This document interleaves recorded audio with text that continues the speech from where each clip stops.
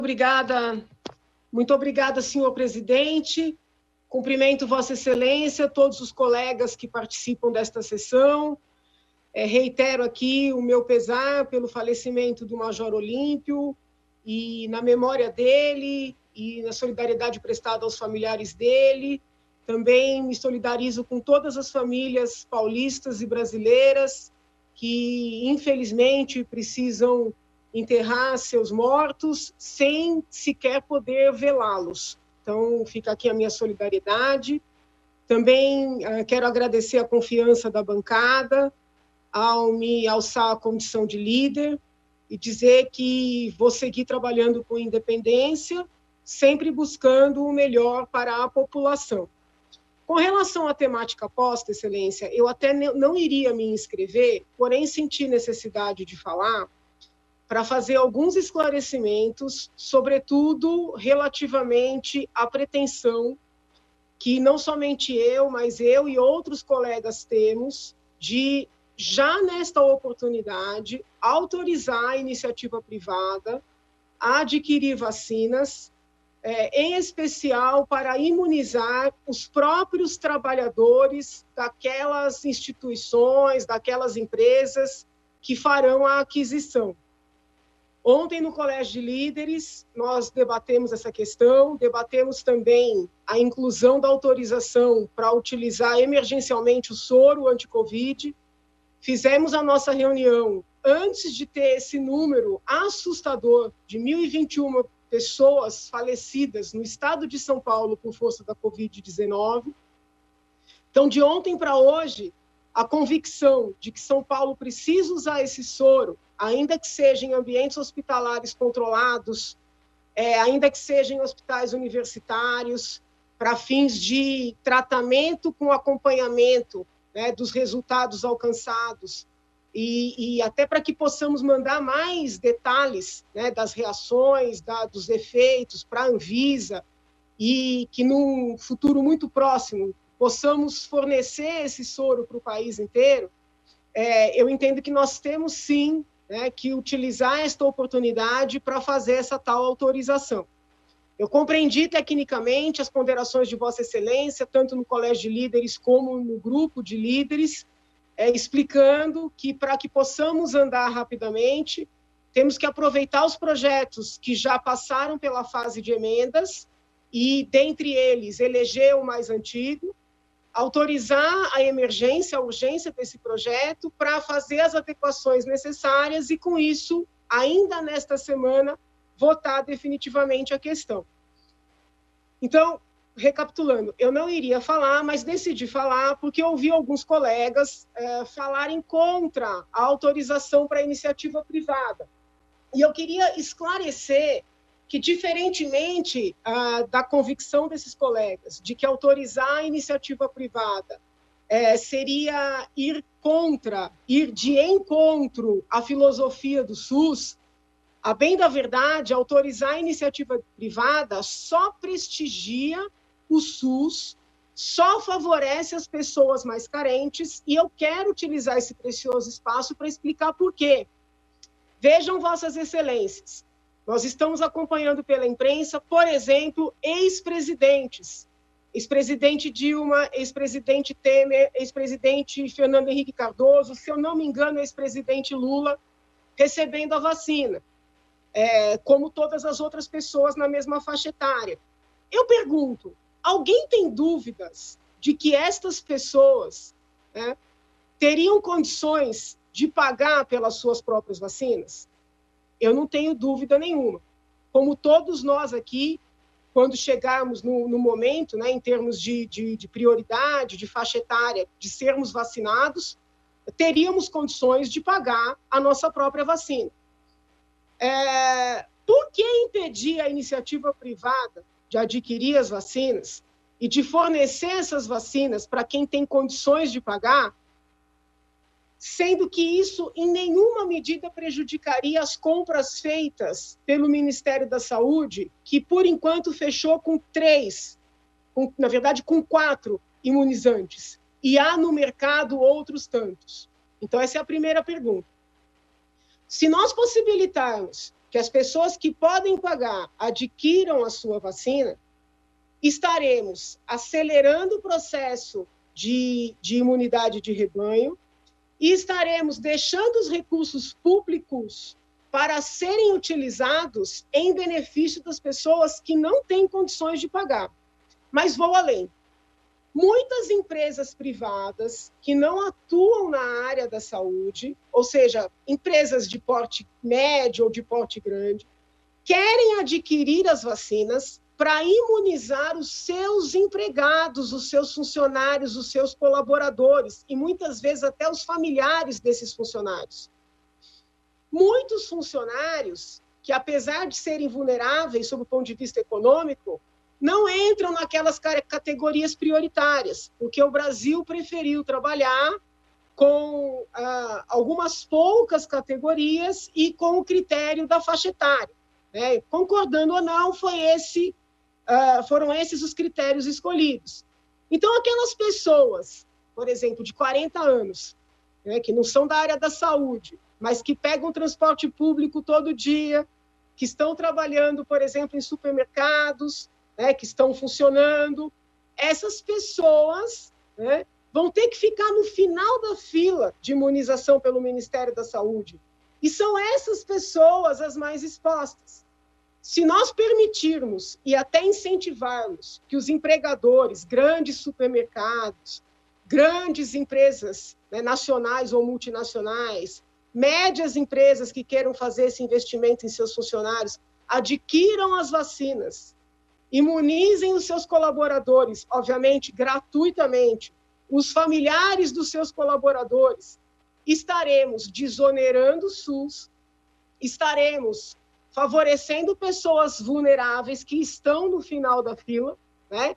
Estaremos poupando recursos públicos para que possam ser dedicados, por exemplo, à aquisição de vacinas para quem realmente precisa, a contratação de leitos, mais leitos, tanto de enfermaria como de UTI, né, para quem realmente precisa. Então, a ideia do SUS, a filosofia SUS, não significa inviabilizar o setor privado, muito pelo contrário, significa garantir que todo cidadão brasileiro, em procurando sistema de saúde, terá, né, o serviço garantido. Mas para que nós possamos garantir esse serviço àqueles que não têm condições, é necessário criar caminhos para os que têm condições poderem utilizar estas mesmas condições de forma a poupar os recursos públicos. Não é inteligente, data vênia, inviabilizar a aquisição pela iniciativa privada. Não é inteligente. Se fosse essa filosofia SUS, planos de saúde não existiriam, hospitais privados não existiriam, consultas de médicos particulares não existiriam. Então, essa mentalidade, né, não coaduna com a filosofia SUS e também não atende à necessidade que nós estamos vivenciando. Na esfera federal, houve autorização para as empresas adquirirem, desde que doassem totalmente a quantidade de vacinas adquiridas para o SUS. É uma lei praticamente inócua. Por que inócua? Porque teremos que contar com empresas, né, que queiram fazer o bem pelo bem, que queiram eventualmente ter uma publicidade social, né, e estaremos inviabilizando aquelas empresas que querem vacinar seus funcionários para que a economia volte a rodar, né, para que as suas atividades possam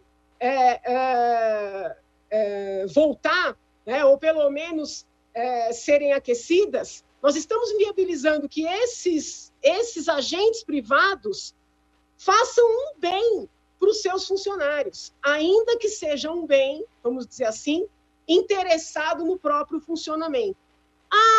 Isso é mentalidade capitalista, isso é colocar o setor privado acima do setor público, entre aspas, porque são esses agentes privados que, em funcionando, pagam impostos que são fundamentais para a manutenção de todos os programas sociais, São esses agentes privados que dão empregos, são esses agentes privados que recolhem todos os, não vamos chamar de tributos, mas contribuições ao INSS, viabilizando o pagamento das aposentadorias.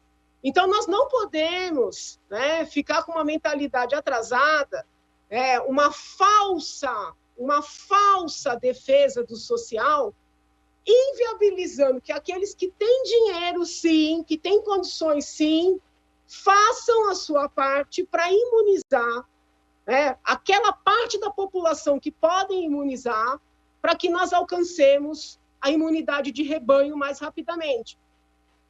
Antes de Vossa Excelência, senhor presidente, convocar o Colégio de Líderes e trazer essa proposta de construir um projeto coletivo, eu estava estudando para emendar o projeto do colega Camarinha, porque dos projetos em trâmite na casa, com todo respeito aos demais colegas, me parece o mais completo, porque ele tratou da iniciativa pública, ele tratou da iniciativa privada, ele fez previsões em termos de regras para as contratações, e eu vinha emendando, trabalhando numa emenda aqui junto com a minha equipe para o projeto do deputado Camarinha.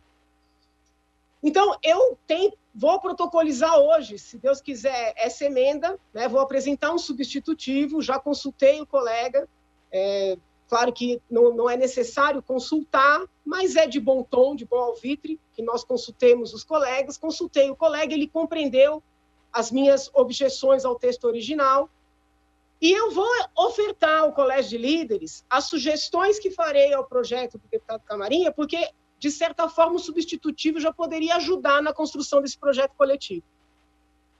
O Poder Executivo ficaria autorizado, sim, a bem da verdade já está, falemos a verdade aqui, a Lei 14.125 de 2021, que é uma lei federal, já autorizou os estados e os municípios a fazerem essas aquisições, né? Então, manteria a autorização dada pelo colega Camarinha, desdobrei um pouco o artigo em que ele fala em autorizar mesmo as vacinas não previstas, não registradas pela Anvisa, coloquei como uma exceção a possibilidade de adquirir outras vacinas autorizadas por agências internacionais. O colega Camarinha foi na linha de que o setor privado poderia adquirir, desde que cedesse, que doasse 100% para o poder público. Estou desdobrando esse artigo para prever a doação de 50% para o poder público. Estou até sugerindo que, se for uma empresa adquirindo para imunizar os seus funcionários e os familiares, que não precisaria fazer a doação, mas se a maioria entender que todo agente público tem que doar 50%, já digo aqui publicamente que aceito, né, esse acordo para o bem. E com relação ao soro anti-Covid, insisto, nós podemos sim, nós Assembleia Legislativa, nós Estado de São Paulo, ministrar esse soro mesmo antes do registro na Anvisa. Por quê?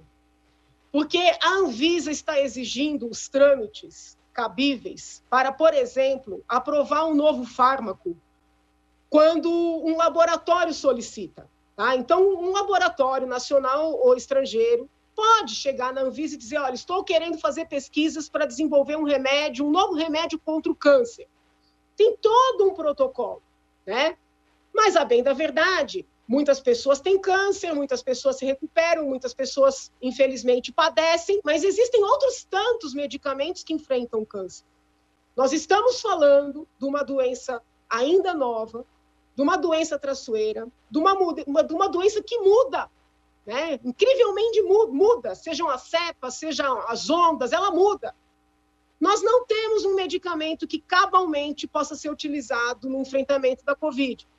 O Instituto Butantan, que tanto o governador como o governo federal reconhecem a qualidade, desenvolveu, com a mesma tecnologia utilizada para os soros antiofídicos, um soro anti-Covid. Nós estamos com mais de 1.000 pessoas morrendo no estado de São Paulo, praticamente 3.000 no país.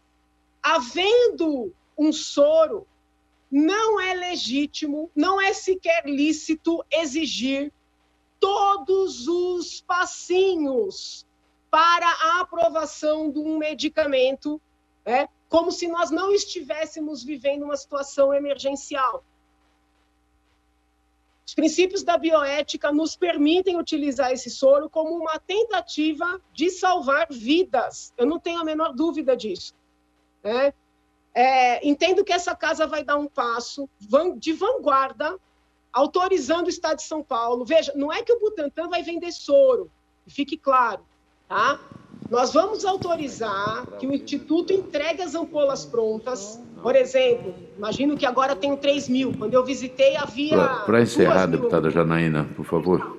Entregue para a Secretaria da Saúde e a Secretaria ministre o soro em hospitais universitários para que nós possamos fazer um tratamento / pesquisa e, com isso, enviar toda a documentação cabível, todos os resultados para a Anvisa. Então, ficam aqui essas ponderações para reflexão dos colegas. Aprovar a aquisição de vacinas pelo Executivo, pura e simplesmente... Deputada Janaína, eu vou precisar encerrar, deputada.